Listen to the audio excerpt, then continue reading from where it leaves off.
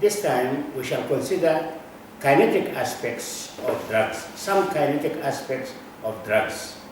That means pharmacokinetics. Let us consider a condition where a drug is needed to act in a remote part of the body, like here. A drug is needed to act here. And it has got to be taken by mouth. How does it get there? What are the requirements for it to get there to produce an effect when it gets there? Usually, drugs are taken by mouth, oral, enteral. Enteros means intestine. Enteral and parenteral. We'll come to that later. So the oral route by mouth is the most common route for taking drugs normally. It is convenient, it is safe, it is economical. If a drug is taken by mouth, let us follow its route, its journey, sojourn, the sojourn of that drug, the route from taking it by mouth until it gets here, at this point.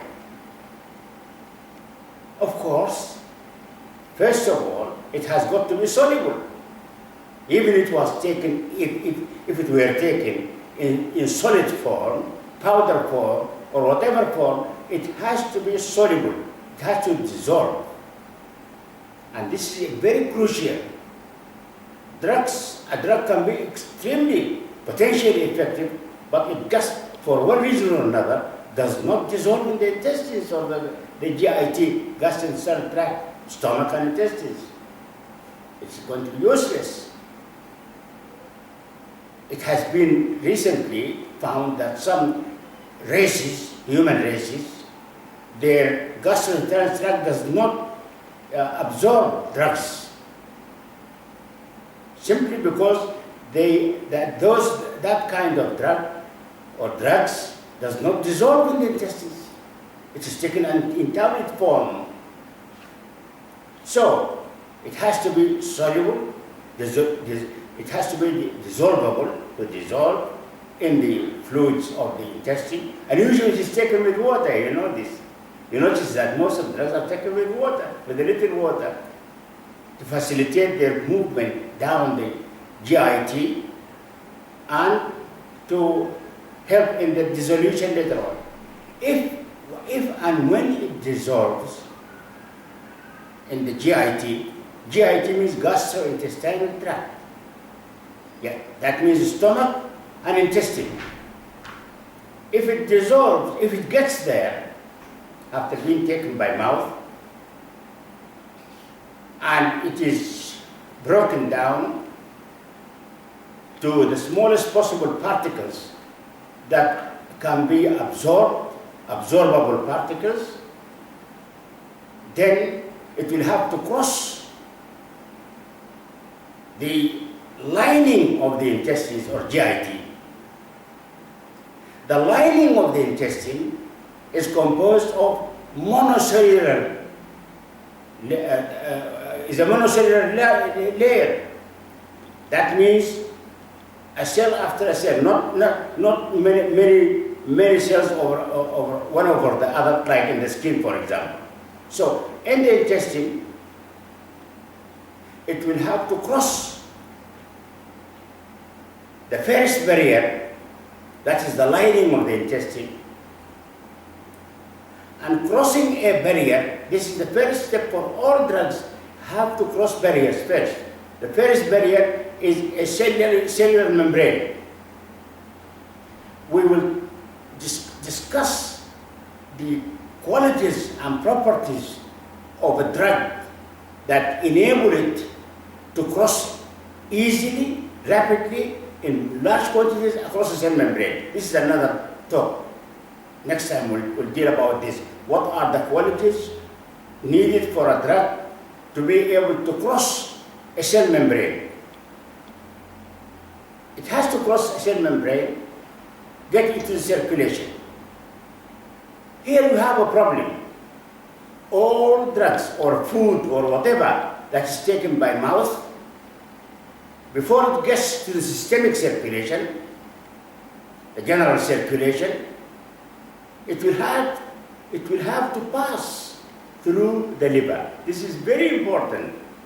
Watch it. We'll come later on for practitioners and clinicians the problems that arise from this fact. So let us all remember that everything that is coming from the GIT and is intended to reach the general circulation must first pass through the liver. And this is usually referred to as first pass. First pass through the liver.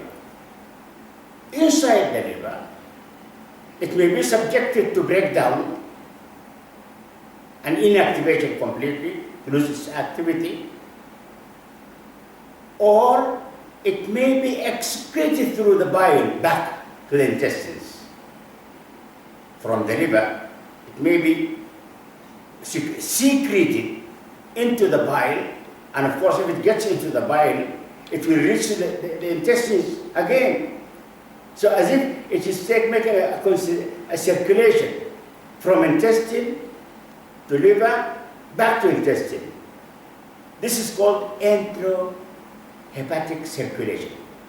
Remember this. We said entros is the intestine, hepatic is the liver. This is called enterohepatic circulation. And this has got certain connotations when we come to deal with therapy. A drug which has got an enterohepatic circulation is different from a drug that reaches the liver, hepatic, and then will be poured into the systemic, in the blood circulation. Of course, to get into the blood, of course, blood is in vessels.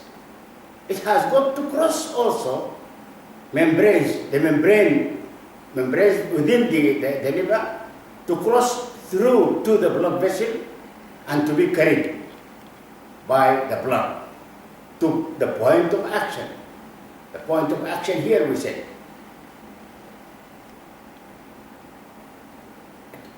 It had, before reaching the point of action or getting across the point of action, it has got to cross also the blood vessel once again.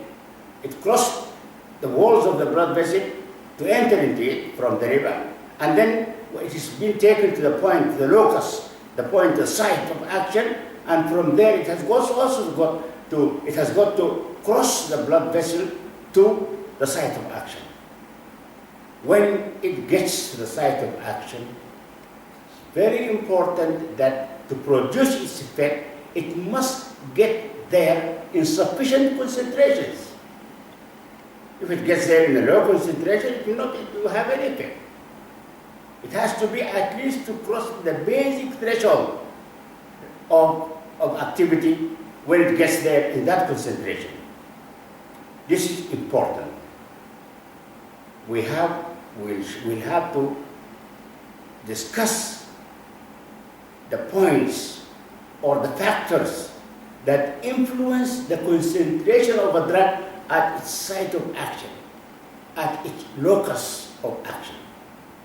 Because it is crucial to have the minimum concentration required to produce an effect. Below that minimum concentration, it will have no effect. Therefore, we will discuss later the factors which influence the concentration of a drug at its locus of action, at its site of action.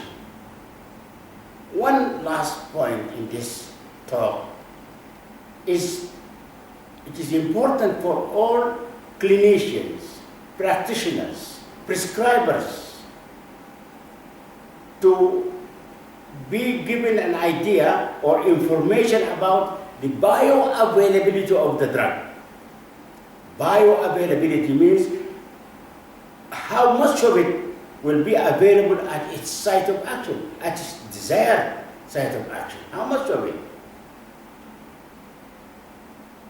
What is it that may hinder the drug from reaching, to have sufficient bioavailability to get there. This is also another matter we will discuss in detail in future, inshallah.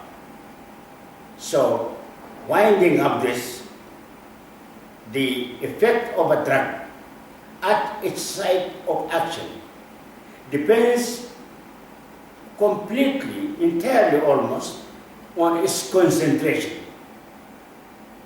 And what are the factors that may influence the concentration of the drug at that site?